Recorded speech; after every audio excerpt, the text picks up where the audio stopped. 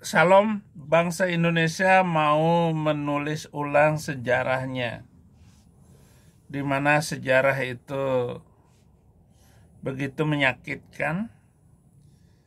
Mulutnya Fadli Zon ini memang harus dirobek-robek lagi, karena dengan seenaknya sebagai pejabat dia tidak punya empati, rasa sakit, rasa iba terhadap korban.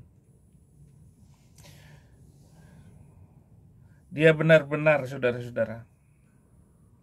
Lagi rame nih, Fadlizon bilang pemerkosaan massal 98 cuma rumor, gak ada bukti katanya. Lah, Komnas HAM, Amnesty, sampai tim pencari fakta udah ngomong sejak dulu kalau itu pelanggaran HAM berat, bahkan Presiden Habibie dulu langsung bentuk tim khusus buat selidiki. Masa udah 25 tahun berlalu, malah dibilang cerita karangan, ini bukan soal politik, ini soal luka sejarah yang belum sembuh, dan sekarang disiram garam pula. Kalau semua tragedi bisa dikibulin dengan kata rumor, nanti tinggal tunggu siapa yang berani bilang reformasi juga cuma mitos. Menurut kalian, perlu nggak sih negara minta maaf resmi ke korban? Lagi rame nih, Fadlizon bilang pemerkosaan massal. Bang Jatim Ribuan orang korban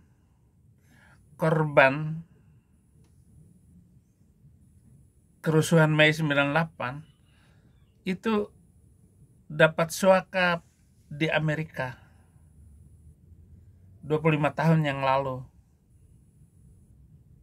Mereka beramai-ramai karena tidak ada harapan lagi hidup di Indonesia. Mereka sakit, usahanya hancur, pekerjaannya hancur. Bahkan tidak itu saja, dengan menggunakan nama Tuhan, teriak Allahu Akbar untuk memperkosa, untuk membakar, untuk mencuri. Dan tepat kasus itu yang membuat saya akhirnya meninggalkan keyakinan ini. Saya tinggalkan Islam itu karena kerusuhan itu. Itu tragedi.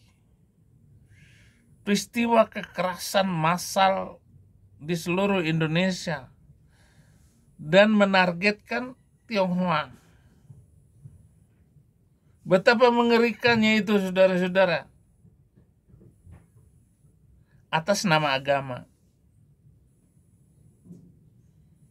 Bagaimana peristiwa kerusuhan yang dipicu tak terkendali. Kemudian ada pos yang dijaga oleh tentara-tentara preman itu di seluruh Jakarta, dibikin pos-posnya.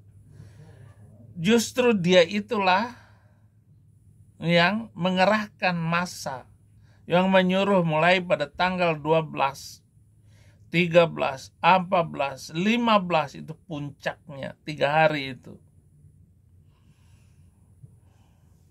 Peristiwa yang terjadi di kota Medan, Jakarta, Surakarta dengan insiden-insiden kecil terjadi di wilayah-wilayah lain. Di Lombok itu gereja dihancurin. Ada dokter sampai gila.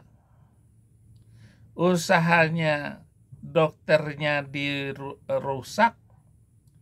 Kantor prakteknya dirusak. Padahal dokter itu kalau ada orang miskin digratisin. Berobat. Dengan obatnya sekalian. Digratisin. Saking begitu jahatnya itu Indonesia. Dikatakan oleh Fadlizon itu hanya rumor. Biadab sekali ini pejabat negara.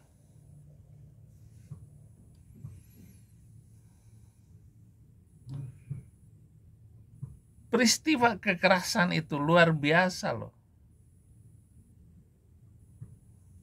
Itu dimulai dari tanggal 4 sampai 8. Terus dilanjutkan lagi tanggal 12 sampai 15 Mei. Kerusuhannya itu terjadi di Medan, Jakarta, dan Surakarta, Solo. Di tempat lain, seperti di Bali juga. Penyebabnya itu ketidakpuasan atas pemerintah Orde Baru. Uang dolar naik, tidak terkendali. Nah ini, sebentar lagi nih, kalau rupiah sampai 20.000 $1, yakin habis ini Indonesia ini. Kesempatan saya balik ke Indonesia, atau nggak usah balik, bawa aja seluruh keluarga saya. Saddam Hussein tinggal di sini nak, udahlah, kamu tetap Islam di sini. Ganti kartu nama juga sekarang nih, ganti KTP, ganti, jangan Saddam Hussein lagi. Ganti nama, ganti visa, ganti paspor. Nama Muammar Gaddafi ganti dengan Donald Trump. Saddam Hussein ganti nama jadi Benyamin Netanyahu. Ada kecurangan, dugaannya itu ada kecurangan suara dalam pemilu legislatif 97. Kemudian kerusuhan ekonomi, keruntuhan ekonomi akibat dari krisis keuangan Asia.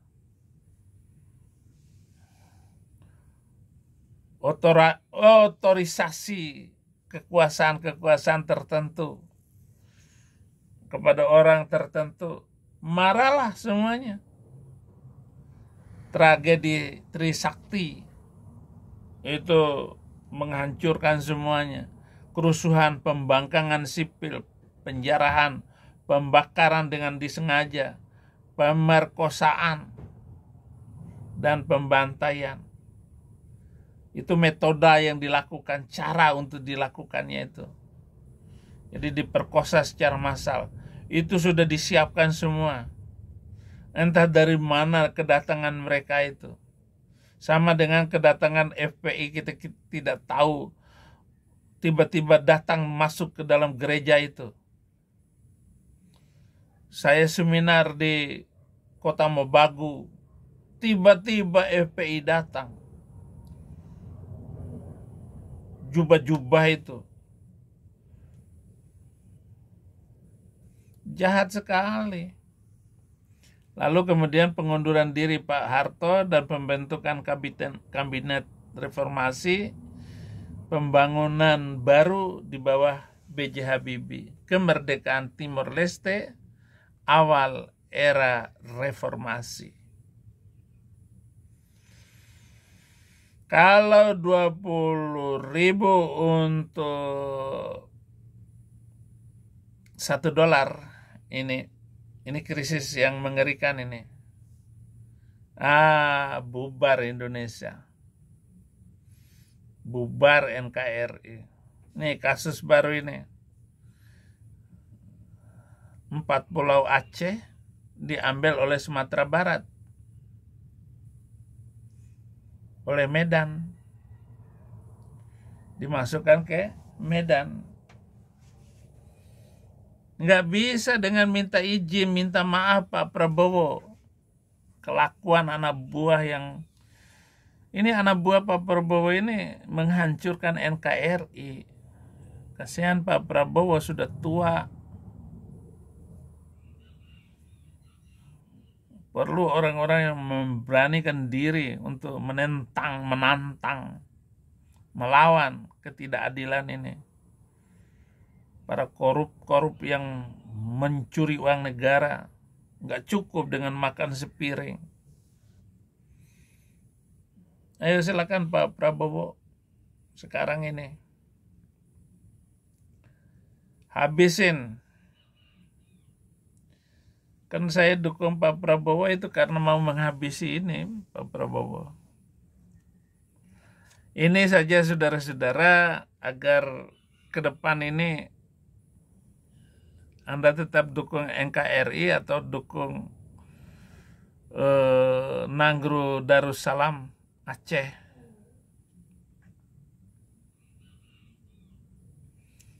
Atau dukung Papua Merdeka.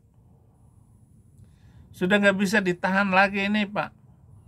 Coba seluruhnya yang mau merdeka itu.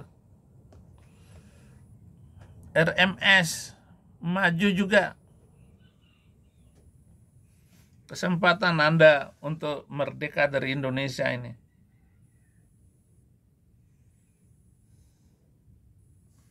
Terima kasih, bukan provokasi. Tuhan Yesus memberkati.